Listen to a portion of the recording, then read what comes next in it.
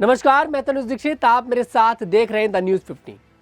केंद्र की एनडीए सरकार ने संसद में कल वक्फ संशोधन विधेयक पेश किया, जिसके बाद कांग्रेस और सपा समेत कई विपक्ष दलों ने इस विधेयक का विरोध किया है। वहीं सरकार का कहना है कि इस विधेयक के जरिए वक्फ बोर्ड को मिली असीमित शक्तियों पर अंकुश लगाकर बेहतर और पारदर्शी तरीके से प्रबंधन किया जाएगा। सरकार ने इसे संयुक्त संसदीय समिति के पास भेजने की सिफारिश की है। ऐसे में इस पूरे मामले पर कुछ सवाल बनते हैं और आज के उस वीडियो में देखिए इन सभी सवालों पर चर्चा करेंगे, जैसे कि क्या होता है वक्फ बोर्ड के पास कितनी संपत्ति है, ये बिल आने से क्या बदलेगा, बिल पर सरकार का क्या कहना है, विपक्ष क्यों इसका विरोध कर रहा है, इस बिल में अनुच्छेद 26 का जिक्र क्यों हो रहा है। तो आइए सबसे पहले जिक्र करते हैं कि आखिरकार क्या होता है वक्फ बोर्ड। देखिए, हम आपको बता दें, वक्फ बोर्ड कोई भी चल या अचल संपत्ति हो सकती है जिसे इस्लाम को मानने वाला कोई भी व्यक्ति धार्मिक कार्यों के लिए दान कर सकता है। इस दान की हुई संपत्ति की कोई भी मालिक नहीं होता है। दान की हुई संपत्ति पर सिर्फ और सिर्फ जो हक होता है वो अल्लाह का होता है। उसका मालिक सिर्फ और सिर्फ अल्लाह होता है। उसे संचालित करने के लिए कुछ संस्थान बनाए गए हैं। वक्फ करने के लिए अलग अलग तरीके हो सकते हैं, जैसे अगर किसी व्यक्ति के पास एक से अधिक मकान है और वह उनमें से एक को वक्फ करना चाहता है, तो वह अपनी वसीयत में एक मकान को वक्फ के लिए दान करने के बारे में लिख सकता है। ऐसे में उस मकान को संबंधित व्यक्ति की मौत के बाद उसका परिवार इस्तेमाल नहीं कर सकेगा। उसे वक्फ की संपत्ति का संचालन करने वाली संस्था आगे सामाजिक कार्यों में इस्तेमाल करेगी। इसी तरह शेयर से लेकर घर, मकान, किताब से लेकर कैश तक वक्फ किया जा सकता है। कोई भी मुस्लिम व्यक्ति जो 18 साल से अधिक उम्र का है, वह अपने नाम की किसी भी संपत्ति को वक्फ कर सकता है। वक्फ की गई संपत्ति पर उसका परिवार या कोई दूसरा शख्स देखिए दावा नहीं कर सकता है। वहीं अगले सवाल की ओर चलते हैं। वक्फ बोर्ड के पास देखिए कितनी संपत्ति है। हम आपको बता दें, भारतीय वक्फ परिसंपत्ति प्रबंधन प्रणाली के अनुसार देश में कुल 3,56,047 वक्फ संपदा है। इनमें अचल संपत्तियों की कुल संख्या 8,72,324 और चल संपत्तियों की कुल संख्या 16,713 है और डिजिटल रिकॉर्ड्स की संख्या 3,29,995 है।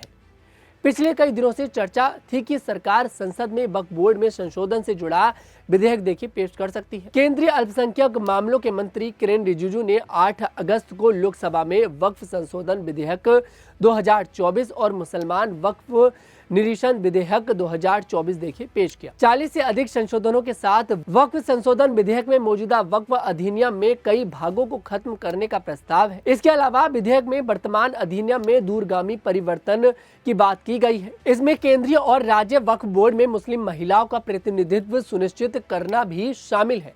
इसके साथ ही किसी भी धर्म के लोग इसकी कमेटी में इस बार देखिए सदस्य हो सकते हैं।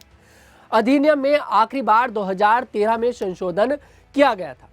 वहीं अब चलते हैं तीसरे सवाल की ओर। यह बिल आने से क्या बदलेगा। हम आपको बता दें, वक्फ अधिनियम 1995 की धारा 40 को हटाने का प्रस्ताव है।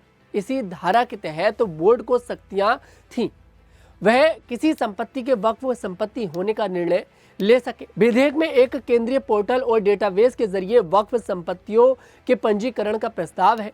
नए अधिनियम के लागू होने के बाद 6 महीने के भीतर केंद्रीय पोर्टल पर संपत्तियों का विवरण दर्ज करना होगा।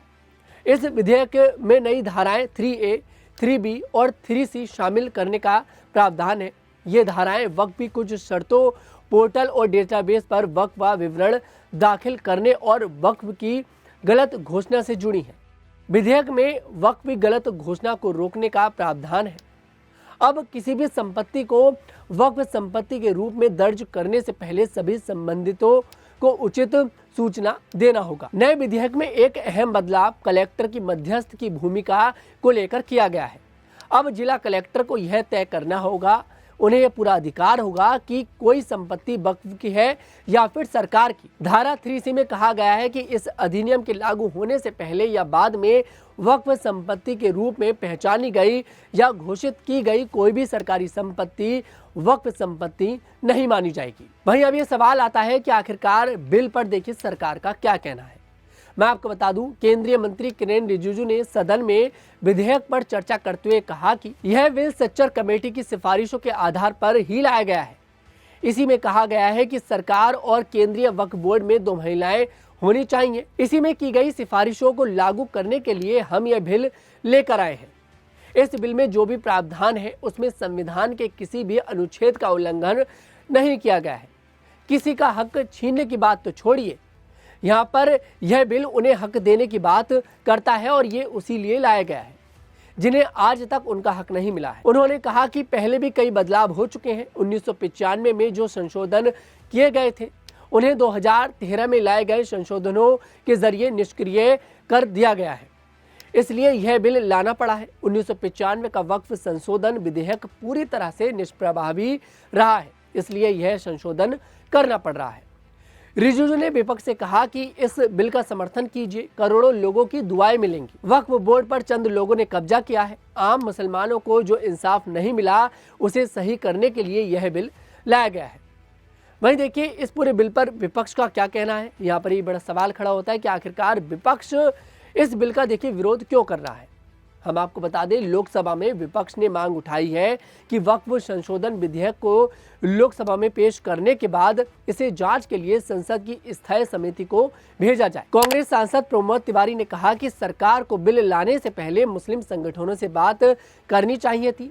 अगर सरकार की नीयत ठीक है तो बिल पर चर्चा करनी चाहिए। वहीं समाजवादी पार्टी के मुखिया अखिलेश यादव ने ट्वीट में कहा कि वक्फ बोर्ड का ये सब संशोधन भी बस एक बहाना है। रक्षा, रेल, नजूल भूमि की तरह जमीन बेचना निशाना है। अखिलेश यादव ने यह भी कहा कि इस बात की लिखकर गारंटी दी जाए कि वक्फ बोर्ड की जमीनें बेची नहीं जाएंगी। वहीं AIMIM प्रमुख असुद्दीन ओवैसी ने कहा कि मोदी सरकार बोर्ड की स्वतंत्रता छीनना चाहती है और इसमें दखल देना चाहती है। उन्होंने ये भी कहा कि अब अगर आप वक्फ बोर्ड की स्थापना और संरचना में संशोधन करते हैं तो प्रशासनिक अव्यवस्था होगी, वक्फ बोर्ड की स्वतंत्रता खत्म हो जाएगी, वक्फ बोर्ड पर सरकारी नियंत्रण बढ़ेगा तो उसकी स्वतंत्रता प्रभावित होगी। इसके अलावा राजद, NCP, शिवसेना समेत अन्य दलों ने भी प्रस्तावित कानून का अलग अलग तर्कों के साथ देखिए विरोध किया। वहीं यहाँ पर देखिए आखिरी सवाल ये खड़ा होता है कि आखिरकार इस बिल में अनुच्छेद 26 का जिक्र क्यों हो रहा है। हम आपको बता दें, बिल पर चर्चा के दौरान कांग्रेस सांसद केशव वेणुगोपाल ने भी इसका जिक्र किया। उन्होंने अनुच्छेद 26 का हवाला देते हुए कहा कि इस बिल में यह प्रावधान है कि गैर मुस्लिम भी वक्फ बोर्ड के सदस्य हो सकते हैं। यह किसी धर्म की आस्था और स्वतंत्रता पर हमला है। दरअसल अनुच्छेद 26 धार्मिक मामलों के प्रबंधन की स्वतंत्रता देता है। अनुच्छेद कहता है कि प्रत्येक धार्मिक संप्रदाय या उसके किसी अनुभाग को धार्मिक और पूर्त परियोजना के लिए संस्थाओं की स्थापना और पोषण का अधिकार होगा। सभी धार्मिक संप्रदायों या उनके किसी अनुभाग को अपने धर्म से जुड़े कार्यों का प्रबंधन करने का भी अधिकार होगा। सदन में अखिलेश यादव ने विधेयक का विरोध करते हुए कहा कि यह विधेयक बहुत सोची समझी राजनीति के तहत है। जब लोकतांत्रिक तरीके से चुने जाने की पहले से प्रतिक्रिया है तो उसमें नॉमिनेट क्यों किया जा रहा है। वक्फ बोर्ड में गैर मुस्लिम सदस्य को शामिल करने का क्या औचित्य बनता है। सच्चाई यह है कि भाजपा अपने हताश निराश चंद कट्टर समर्थकों के लिए यह विधेयक लेकर आई है। खैर, इस पूरे बिल पर आपका क्या मानना है। इस पूरे बिल में आपको भारतीय जनता पार्टी ठीक लगती है या फिर जो दावे विपक्ष यहाँ पर करता नजर आ रहा है वो ठीक लगते हैं। अगर ये बिल आता है तो कितना इसमें मुस्लिम समुदाय का फायदा होगा या फिर मुस्लिम समुदाय जितना अभी भारतीय जनता पार्टी से दूर है, अगर ये बिल आता है तो और दूर होता दिखाई देगा। आपकी इस पूरे वीडियो पर क्या प्रतिक्रिया है, इस पूरे मामले पर क्या प्रतिक्रिया है, कमेंट सेक्शन में जरूर बताइएगा। आपको हमारा वीडियो पसंद है, हमारी वीडियो को लाइक करें, शेयर करें और हमारे चैनल को जरूर सब्सक्राइब करें।